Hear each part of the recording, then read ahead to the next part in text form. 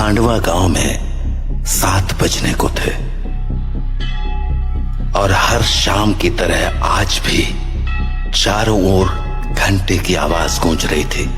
7 बजने वाले हैं, अपने अपने घरों की तरफ बढ़ते रहें। 7 बजने वाले हैं, अपने अपने घरों की तरफ बढ़ते रहें। हेलो जी राणा साहब। बोला 7 बजने वाले हैं, सब लोग घर गए या नहीं? जी जी राणा साहब, लगभग सब चले ही गए। लगभग? तू जानता है ना 7 बजे के बाद क्या होता है? फौरन घर भेज सबको। जी जी आप चिंता मत कीजिए, 7 बजने से पहले मैं सभी को घर भेज दूंगा। ठीक है, तू भी जल्द घर चले जा। जी राणा साहब, कल मिलते हैं। देव। हाँ हाँ पापा। 7 बजने वाले हैं, जाओ जाके सारे खिड़की दरवाजे बंद कर दो। हाँ पापा। 7 बजने वाला है, अपने अपने घरों की तरफ बढ़ते रहो। हे चढ़ो रे सब, दुकान बंद हो गई अब। अरे काकी चाय तो पिला दे। रे बावड़े, घंटी की आवाज ना सुनी के तेने? 7 बजन को है, जल्दी से घर निकल वरना। अरे बुढ़िया तू बहुत सोचती है, ये सब बस फालतू की बातें हैं, इतना दिमाग मत लगाया कर। बब्बन बेटे, थारे से बहस करने का समय ना है हमारे पास। बेहतर होगा कि 7 बजने से पहले तू अपने घर पहुंच जा, क्योंकि अगर रास्ते में वो मिल गए ना तो दोबारा यहाँ मत आइयो, क्योंकि मैं दरवाजा ना खोलूंगी, समझ गया? जा यहाँ से अब। हाँ जाता हूँ जाता हूँ। हाँ बोलो राणा सा। काकी सब लोग घर चले गए ना? हाँ सब चले गए।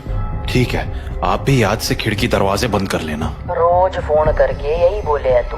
अरे 7 महीनों से गांव में कुछ ना हुआ तो अब क्यों जावेगा? 7 महीने पहले जो हुआ था वो दोबारा भी हो सकता है, इसलिए सावधानी जरूरी है। पापा। हाँ? सारे खिड़की दरवाजे लगा दिए। और पर्दे? पर्दे लगाए? पर्दे क्यों? खिड़कियां लगा तो दी हैं, और वैसे भी वो लोग तो तभी अंदर आ सकते हैं ना जब उन्हें अंदर बुलाया जाए, तो फिर। देव, होश में हो? ये क्या बोल रहे हो? अरे हम पर्दे उनसे छिपने के लिए थोड़ी लगाते हैं, बल्कि इसलिए लगाते हैं ताकि हम उन्हें ना देख सके, उनसे बात ना कर सके और उनके बहकावे में ना आ सके। ऐसी गलती बहुत से लोगों ने की थी, उनके साथ क्या हुआ ये पूरा गांव जानता है, इसीलिए अच्छा होगा कि हम वो गलतियां ना दोहराएं। पापा, क्या मम्मी के साथ भी ऐसा ही कुछ हुआ था? क्या वो भी? 7 बज गए, जाओ जल्दी से जाके पर्दे लगा दो, वो लोग अब आते ही होंगे। हाँ। तो राणा सा की बात मानकर देव खिड़कियों पर पर्दे लगाने के लिए चला गया, पर अभी वो पर्दे लगा ही रहा था कि उसने ऐसा कुछ देखा जिससे उसके होश उड़ गए। देव बेटा। मम्मी, आप? हाँ बेटा, मैं ही हूँ। पर आप यहाँ कैसे? तुमसे मिलने आई हूँ बेटा। हाँ, पर आप तो मर गए थे ना? नहीं तो, देखो मुझे, मैं तो जिंदा हूँ। लेकिन पापा ने तो बोला आप मर चुके हो। फिर? तुम्हारे पापा झूठ बोल रहे हैं बेटा। मतलब आप मरे नहीं हो? नहीं, मैं तो बस रास्ता भटक गई थी, आज बहुत मुश्किल से तुम्हारे पास आ पाई हूँ, बस तुमसे मिलने। हाँ? सच्ची? हाँ बेटा, हाँ। अब चलो मुझे अंदर आने दो, 7 बज गए हैं, वो लोग आते ही होंगे। हाँ, मैं पापा को बोलता हूँ। नहीं नहीं, पापा को क्यों बुला रहे हो?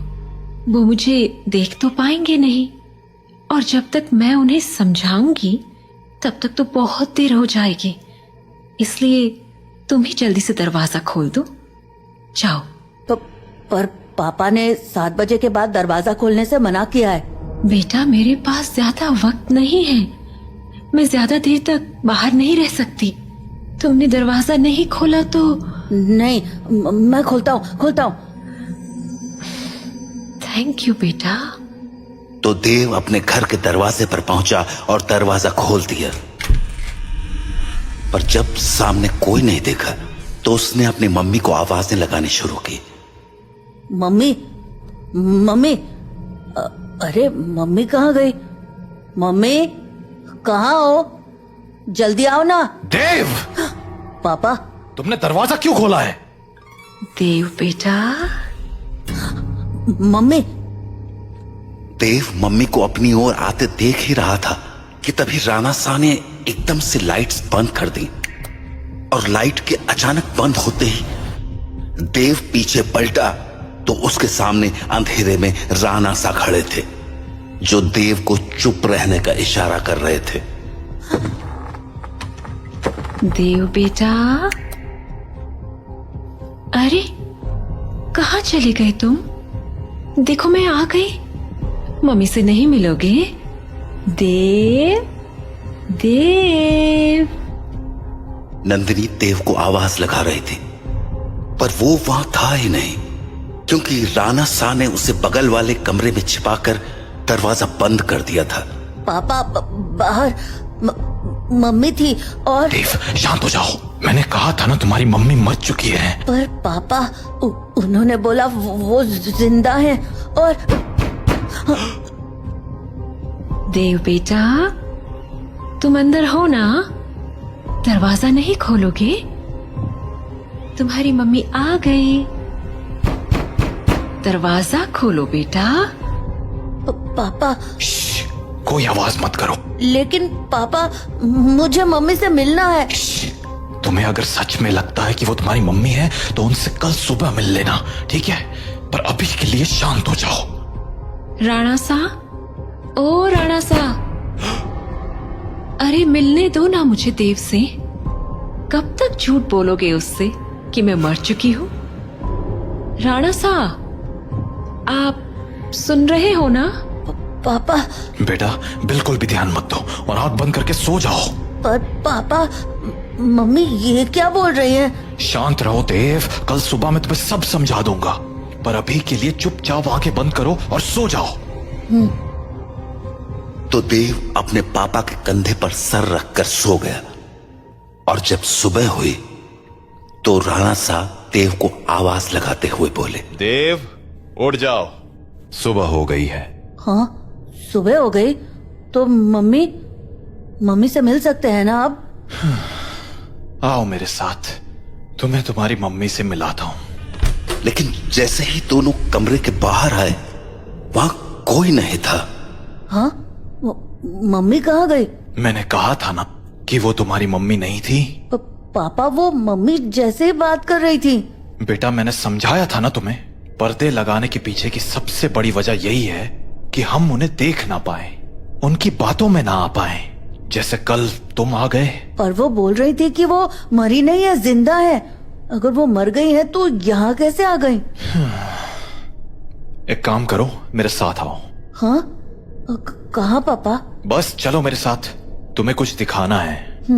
तो उसके बाद वो दोनों गांव के लगभग बाहर चले आए और वहां पहुंचते ही देव बोला, पापा हम लोग यहाँ क्यों चले आए? बताता हूँ, पर पहले आस पास देखकर ये बताओ कि यहाँ क्या दिख रहा है तुम्हें? यहाँ तो कुछ भी नहीं है। आसपास बहुत सारे पेड़ हैं। सामने गांव से बाहर जाने का रास्ता है और पास में बब्बन भैया का घर है। तुम्हें कहीं पर कोई बस दिख रही है क्या? हाँ, वो उस तरफ एक पुरानी सी बस है। क्यों? बेटा ये वही जगह है जहां तुम्हारी मम्मी की मौत हुई थी। हाँ, उस दिन हमें शहर से लौटने में देरी हो गई थी और गांव पहुंचते पहुंचते सुबह के 4 बज गए। सूरज निकलने में थोड़ा वक्त था तो गांव के सभी घरों की खिड़की दरवाजे बंद ही थे, इसीलिए सुबह होने तक हमारे पास झाड़ियों में छिपे रहने के अलावा कोई चारा नहीं था। हम लोग एक झाड़ के पीछे छिपे ही थे कि मैंने तुम्हारी मम्मी की एक आवाज सुनी। नंदिनी, क्या हुआ? राणा सा, उन्होंने हमें देख लिया है, हमें कहीं और जाना पड़ेगा। हाँ, पर कहाँ? आसपास कोई घर है? घर तो है, पर मुझे नहीं लगता कि अभी कोई दरवाजा खोलेगा। तो अब क्या करें? वहाँ एक पुरानी सी बस है, हम उसमें जाकर छिप सकते हैं। हाँ ठीक है, चलो तो हम दोनों फटाफट उस बस के पास पहुंच गए। पर फिर क्या हुआ?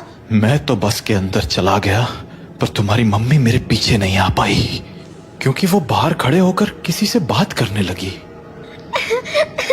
क्या हुआ बेटा, क्यों रो रहे हो? आंटी, मुझे बहुत डर लग रहा है।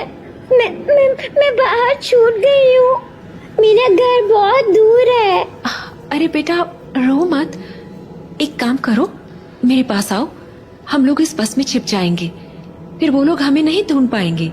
सच में आंटी, कोई नहीं ढूंढ पाएगा? हाँ हाँ पक्का, कोई नहीं ढूंढ पाएगा, आ जाओ। थैंक यू आंटी, पर मैंने तो आपको ढूंढ लिया। हाँ?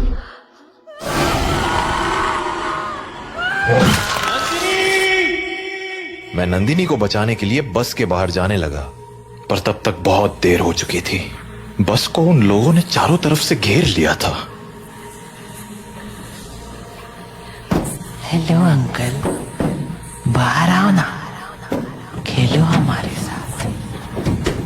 और शायद मुझे देखकर हंसे जा रहे थे। हेलो अंकल, बाहर आओ ना, खेलो हमारे साथ। उन आवाजों को सुन मैं इतना घबरा गया कि अपनी जगह से हिल भी ना पाया। पर थोड़ी ही देर बाद वो आवाजें आनी बंद हो गईं और गांव के लोगों की आवाज सुनाई देने लगी। मैं समझ गया था कि सुबह हो चुकी थी, तो मैं बस के बाहर निकलकर तुम्हारी मम्मी को आवाज लगाने लगा।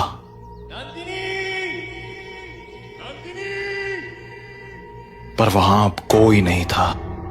मैं कई दिनों तक उसके लौटने का इंतजार करता